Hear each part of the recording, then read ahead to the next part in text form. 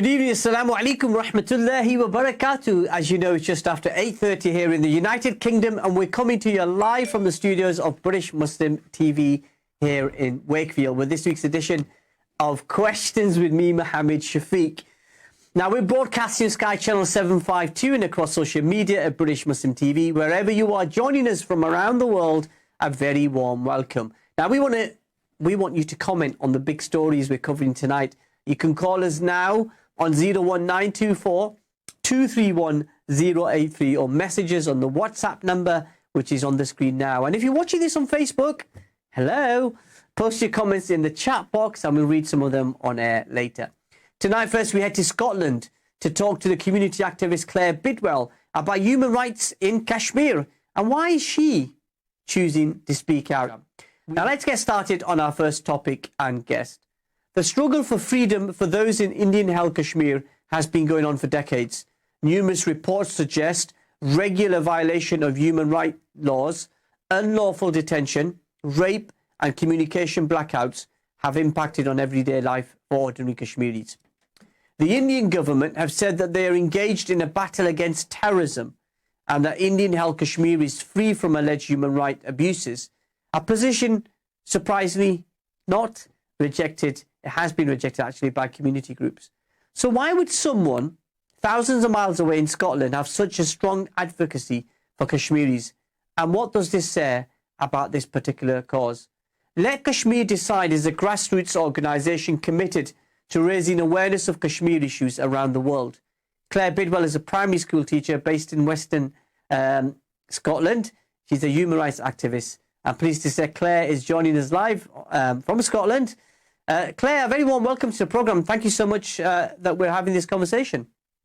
Oh, good evening. It's a pleasure to be here. Thank you. Thank you so much. Now, tell us, where did your interest in Kashmir come from? Well, it simply came actually because the Indian Army went in and illegally occupied Kashmir with their lockdown overnight. Just shortly before that, I'd been in Mumbai and I'd purchased a couple of Kashmir rugs, kept in touch with the Kashmiri salesman. Such was his kindness that I'd had an invite to his wedding in Kashmir the following year. So we'd kept in touch and I just simply asked after his family one day and he'd responded saying he had no idea. And he explained within a few text messages he couldn't contact his family, complete communication blockade, that over 1 million Indian Army were in there, that everyone was confined to their homes, there was no internet access, and he was feared for what was happening for them. This was the first I'd even heard. I'd heard of Kashmir rugs, obviously I'd just bought one, and Kashmir shawls, but I was never aware of a conflict in that area of the world. And considering I like to think I'm quite knowledgeable on what's going on around the world, I've campaigned previously for different issues, but that I'd got to this age in my life and had never heard anything about it. I was just filled with a sense of injustice and then wanted to explore more. And so the more I learned, the more alarmed I became. Yeah, and that impact that you saw and read about and you heard the human rights abuses and the allegations of that would have had a profound impact on you. Yeah, I think it was just the simple of things, the connection that you couldn't contact your mother, that was enough. And then obviously with hearing the rest and, you know, all the background, the things that have continued, that they've been brought up in their lives. You know, every Kashmiri seems to have lost at least one family member. Whole family wipes out, you know, men held in barns and tortured. As you alluded to, the rapes, we've had school friends shot in front of their school friends, you know, whole families, 11-year-old girls, pregnant women, missing, so many missing men and husbands, children blinded in pellet guns, you know, and these are evidenced abuses and people have shared these stories with me as well. And I think it was just this desire, this sense of injustice because it doesn't equate to the life that I had.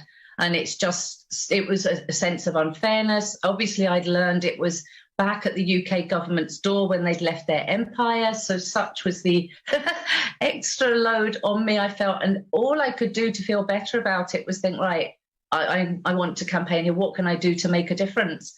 And it just began this journey of, right, you know, we're never too small to make a difference. And, you know, I'm going to try and make a difference. So 2 years on, there's quite a movement growing, which, you know, I'm proud about. in terms of everybody's effort and energy and just what we're learning, because the Kashmiris are completely silenced. You won't hear them anywhere. We've seen recently Yasin Malik being locked up, a leader in the struggle. There's human rights activists locked up. There's journalists locked up.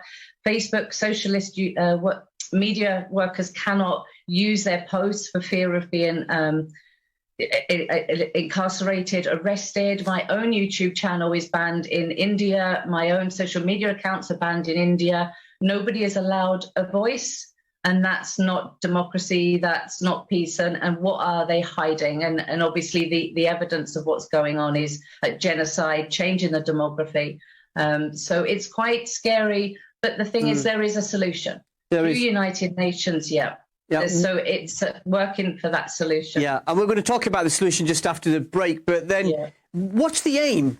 I mean, because India is a superpower in the world, and particularly in that region, huge economic ties, not just to the West, but also to some of those Arab countries that we see in the Middle East. What do you want to achieve through your work?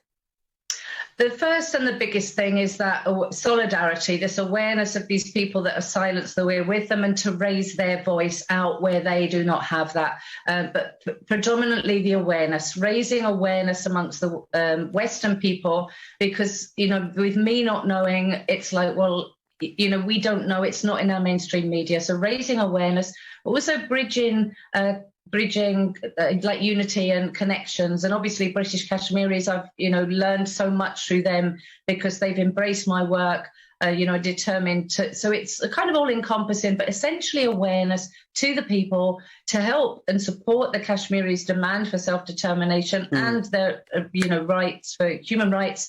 The more people we have, then the more power we have to go towards our government. So that's our aim at the moment, really, is raising the awareness of the issue. Okay. We're going to just pause there, Claire. We've got a caller waiting, so we're going to ask her to join us on the call. But if you also want to ask any questions of Claire, 01924 231 083. Let's go to the lines. I think line one. Sister, are you there? Yes, I am here. What would you like to say? Hi, Claire. It's me, Sadi, speaking. Hello there. How are you? Not too bad, Claire. Nice to see you on TV today. How are you, Thank Claire? you. Yes. I'm very well. Yeah, I've had a good day. Thank you. Yes, I just like to say, as you say, we should support Kashmir. Absolutely right. I just say, just think about poor people in Kashmir.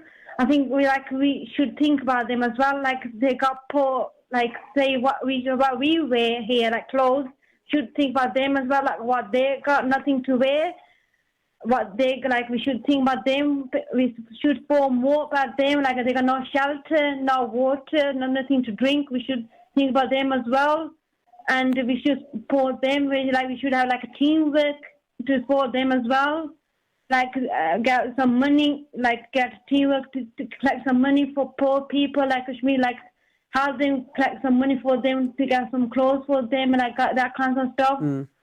And you should like don't think about yourself, think about the Kashmir people as well, not about yourself.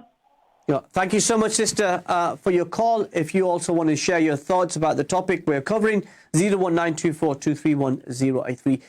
Claire, tell us a bit about, you set up Let Kashmir Decide, the organisation. Tell us a bit about that before we go to our break in about 3 minutes.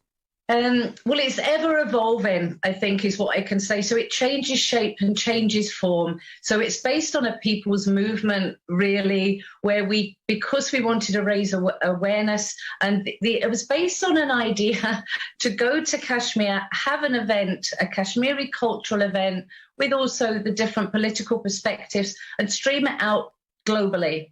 And so we set about establishing people in every single country in the world that we could reach to be a connection for that event in Muzaffarabad. So what we ended up with was, representatives around the globe, links with human rights activists that are part of other big organizations, whether they're individual human rights activists or ordinary people that want to make a difference. And so we have a WhatsApp connection between us all and building them campaigns. And it takes different forms. So there are people working on Twitter to change the narrative. We'll have people working on our Yasin Malik international signature campaign, people raising awareness of the tea events, the MP writing, the very different movements. But often, as in life, things evolve or change. People dip in or dip out, or things change. So we evolve with the crisis and the things coming out as it goes. But essentially, anybody can let Kashmir decide. It's a human rights movement above culture, above religion, above everything. It's at the human level. And like I say, it's all encompassing of everybody. It's about justice and about freedom and against the abuses we're seeing. And for the sake of humanity. Yeah, that's really important. It's a sense of humanity, isn't it? And this is a conversation we're having with the human rights activist and campaigner, Claire Bidwell. We're coming very close to our break. Claire, I know you're going to stay with us. We'll take more of your calls on 01924 231 083. As I said, obviously, we did invite somebody from the Indian government to come and provide an alternative viewpoint. Nobody was available to come on. But the Indian government has saying that it's to do with its war against terrorism. And its primary duty is to protect its citizens from that terrorism, and that they reject any outside interference in internal matters in their country. That's the Indian government, if you like, approach, which is we would have loved them to have had somebody here to give us that viewpoint, but sadly not. And so.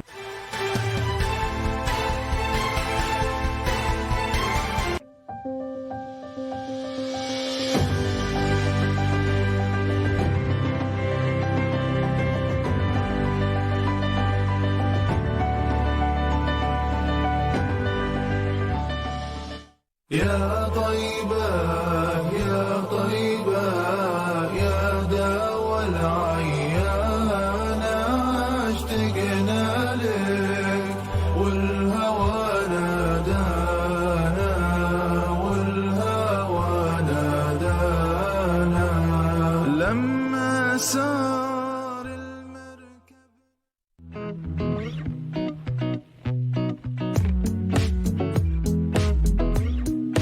Find your perfect match. Join 3 million members worldwide.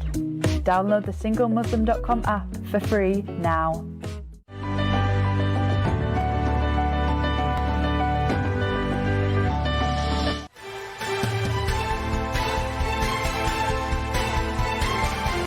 Assalamu alaikum, welcome back to Questions with me, Mohammed Shafiq, exclusively here on British Muslim TV, live from our studios in Wakefield. Now, as I said, the lines are open 01924 231 083.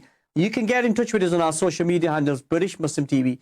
Now, we've got an exclusive conversation with Claire Bidwell, my special guest, joining us live from Scotland. Now, Claire, just before the break, we were talking about Let Kashmir Decide. What is the situation like in Indian-held Kashmir based on the conversations you're having with people there?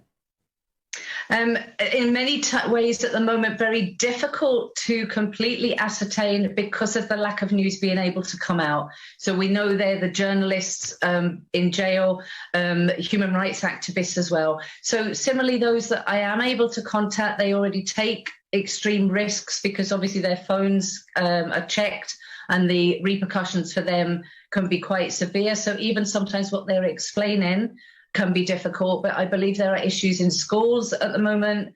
We still have what they call the fake encounters, where they're saying they're taking out terrorists, but they're essentially killing off the young men and putting it down under terrorism. Currently with the issues with the Pandits, they're putting up a fear.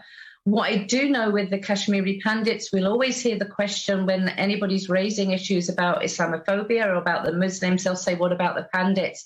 In my experience, the Pandits and the Muslims get on with one another. They accept one another. They support one another. I know people that have best friends with Pandits, and they have, mothers that have helped bring them up that are Pandits.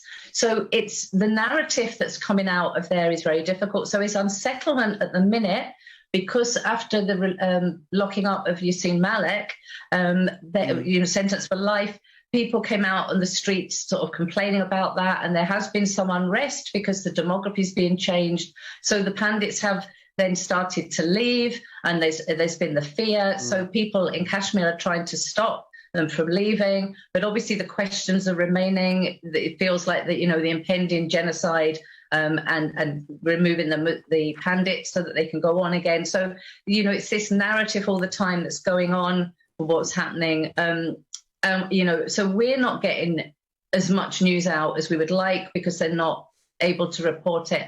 And that, I think, is quite telling in itself. If you look on social media, you will not see many people from Indian-occupied Kashmir able to speak up about what's happening. Now, you referred to Yasin Malik, who was given a life sentence only a few weeks ago. This was somebody who's the chair of the Jammu Kashmir Liberation Front. He gave up violence in 1994 and was seeking, change in Kashmir through the political process. What do you make of his continued detention and the sort of raising of the spectacle of human rights abuses across the world under his name? I think essentially, even for, going back to the 90s, 94, when you're under a legal occupation, you have certain rights by the United Nations anyway with defending yourself in the territory. So everybody's caught under that situation. And then when you give up your armed resistance, then you're, putting yourself onto the peace platform. And his experience from 1994 to now shows a very educated man, quite a calm, quiet man who has been welcomed in USA, in UK. He's spoken in a big political forum in India.